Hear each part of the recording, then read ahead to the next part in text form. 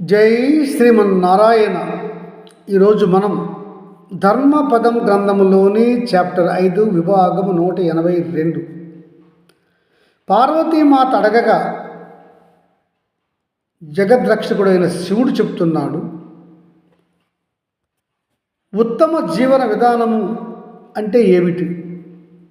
ఈ విషయం అడిగాడు ధర్మరాజు. చెబుతున్నాడు పండిత భీష్మాచార్యులు వారు. నాడు నారద మహర్షి నాకు చెప్పాడు. ఈశ్వర సభలో జరిగిన వివరాలు వాటిని చెప్తాను, విను ధర్మరాజా అని చెప్తున్నాడు. ఈ విషయాలు చెప్తున్నాడు వైశంపాయనుల వారు జనమేజయ మహారాజు. ధర్మరాజా వినండి, చెప్తున్నాను శివుడు చెప్పినటువంటి ఉత్తమ జీవన విధానము. శాంకరి భూమిపై ఉండే జీవులు అన్నీ కూడా కర్మజీవులు. భూమి కర్మబంధంతో ఉంటుంది. ఈ కర్మజీవులన్నిటిలోనికి మానవుడే ఉత్తమ జీవి. మానవుడికి అత్యంత ప్రీతికరమైనది ధనం. ఆ ధనము కోసము మానవుడు ధర్మాలు చేయుట లేక మావుట జరుగుతుంటుంది. ఆ పైన ధనముతో మానవుడు అధికారం కోసము ప్రాకులాడుతాడు. ఈ క్రమంలో మానవులు ధర్మంగా ఉంటారు కొందరు, అధర్మంగా ఉంటారు కొందరు. ధనము అధికారము సంపాదించుటలో ధర్మంగా ఉండేవారు బహు తక్కువ. ఎక్కువ మంది ధన సంపాదన, అధికార సంపాదనలో అధర్మ మార్గాలు తొక్కుతారు. అపర్ణ ఎవరైతే విద్యను బాగుగా ఆర్జిస్తారో వారు సులువుగా ధనాన్ని, అధికారాన్ని చేజిక్కించుకోగలుగుతారు. విద్యకు అట్టి వెసులుబాటు ఉన్నది. సేద్యం చేసే రైతు భూమిని తెలుసుకోవాలి, ఎట్లాంటిది అని. భూమి పదును తెలుసుకోవాలి, నీటి విలువ తెలుసుకోవాలి, విత్తనం తెలుసుకోవాలి, విత్తనం విలువ తెలుసుకోవాలి, ఎలా నాటాలి తెలుసుకోవాలి, ఎలా ఆ విత్తనము మొలకెత్తిన తర్వాత ఆ విత్తనాన్ని ఎలా కాపాడుకోవాలి, ఎలా ఆ పంటను చేజిక్కించుకొని ఇంటికి తీసుకుపోవాలి, అన్నీ కూడా రైతు నేర్చుకోవాలి. వ్యాపారస్తుడైతే సరుకులు కొనుట, అమ్ముట, సరుకులు నిల్వ చేయుట, సరుకులు జాగ్రత్తగా దాచి ఉంచుట, సరుకులు నష్టపోకుండా, కుళ్ళిపోకుండా, పాడవకుండా, పురుగు పట్టకుండా జాగ్రత్త పరచుట, ఇవన్నీ కూడా నేర్చుకోవాలి. వ్యాపారస్తుడు క్రయ విక్రయాలతో బాటుగా సరుకు నాణ్యత తెలుసుకోవాలి, సరుకు ఎలాగ రవాణా చేయాలి తెలుసుకోవాలి, ఎలా సరుకును గిడ్డంగుల్లో దాచుకోవచ్చు అనేది కూడా నేర్చుకోవాలి. ఇంకా ఈ వర్తకుడు, రైతు అనేవాడు వాణిజ్యము, పంటలు పండించుట, పంటలను దాచిపెట్టుట, అమ్ముట, రవాణా చేయుట, దానికి కావలసిన మదుపు ఏర్పాటు చేసుకునుట, ఇవన్నీ కూడా తగిన జ్ఞానం కలిగి ఉండాలి. వీటితో పాటుగా పాడి పరిశ్రమ తెలిసి ఉండాలి. ఎందుకంటే ఇది ఈ రైతుకు కానీ వ్యాపారస్తులకు కానీ పాడి పరిశ్రమ అనేది అనుబంధ సంస్థ. ఇవన్నీ కూడా రైతు కానీ వర్తకుడు కానీ చేయవలసినటువంటి పనులు. అలాగే మానవులు చేయరాని పనులు కూడా చాలా ఉన్నాయి.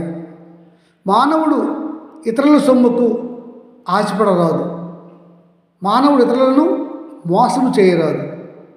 వ్యాపారంలో కానీ వ్యవసాయంలో కానీ అధర్మ రీతులు మానవుడు పాటించరాదు. శక్తి ఉన్నది కదా అని బలహీనుడిని హింసించుట, ధనము ఉన్నది, వయస్సు ఉన్నది అని ఇతరుల భార్యలను లోబర్చుకొనుట, ఇవన్నీ పరమ పాతకాలు. ఉత్తమ మానవులు చేయవలసిన పనులు, కుమారుడైతే పితృదేవతలకు నమస్కరించి గౌరవించి ప్రేమతో అన్నం పెట్టాలి. పితృదేవతలు చనిపోతే వారికి ధర్మశాస్త్ర రీత్యా పితృకర్మలు మాసకం వల్ల కానీ సంవత్సరం వల్ల కానీ చేస్తూ ఉండాలి. అలాగే గృహస్థుగా ఉన్న ఆ మానవుడు అతిథిని సత్కరించాలి, సత్యంగా సంభాషణ చేయాలి, అహింసతో జీవనాన్ని కొనసాగించాలి. సజ్జనులతో మాత్రమే సావాసం చేయాలి. దుర్మార్గులతో దుర్జనులతో దూరంగా ఉండాలి. మానవుడు దోషరహిత మోసరహిత జీవనాన్ని అలవాటు చేసుకోవాలి. అదే ధర్మజీవనం. గురుపత్రిని అమ్మ వలె గౌరవించాలి. గురువును తండ్రి వలె గౌరవించాలి. మాంసాహారం మాని శాకాహారం జీవితాంతం తీసుకోవాలి. వీలుంటే తోటివాడికి సహాయం చేయాలి. వీలు లేకపోతే ఊరుకోవాలి. కానీ ఎవరికి ఎప్పుడు హాని కూడా చేయకూడదు. ఇతరులకు ద్రోహము, నమ్మక ద్రోహము, ముఖ్యంగా మిత్రులకు, అన్నదమ్ములకు, అక్కచెల్లెలకు, అన్నలకు చేసే నమ్మక ద్రోహము పరమ పాతకం అని తెలుసుకోవాలి. ధర్మజీవనం గల మానవుడు వేదంపై నమ్మకం ఉండాలి. యజ్ఞ యాగాదులు క్రతువులు తన స్థాయి బట్టి చేయాలి. ఉత్తమ బ్రాహ్మణులను విప్రులను గౌరవించాలి. సత్కర్మలు చేయటందు ఆసక్తి ఉండాలి. దేశ రాజుపై గౌరవం ఉండాలి. దేశ రాజ్య చట్టాలను శాసనాలను గౌరవించాలి. అన్ని ద్రోహాల్లోనికి దేశద్రోహము అతి గొప్ప పాపమని తెలుసుకోవాలి. భవాని నరుడు తనకు నిర్ణయించినటువంటి వృత్తులను తప్పక నిర్వహించాలి. అలా నిర్వహిస్తేనే వారికి పుణ్యము చేకూరుతుంది. ఉత్తమ పుణ్యకర్మలు చేసిన వారే బ్రాహ్మణులుగాను, క్షత్రియులుగాను, వైశ్యులుగాను, శూద్రులుగాను జన్మిస్తారు. దానికి కారణం వారు గత జన్మలో చేసిన పుణ్యముల ఫలితముగా తెలుసుకోవాలి. మళ్ళా ఈ జన్మలో వారు చేసే పుణ్య పాపాల ఫలితాల బట్టి వచ్చే జన్మలో వారు జన్మలను స్వీకరిస్తారు.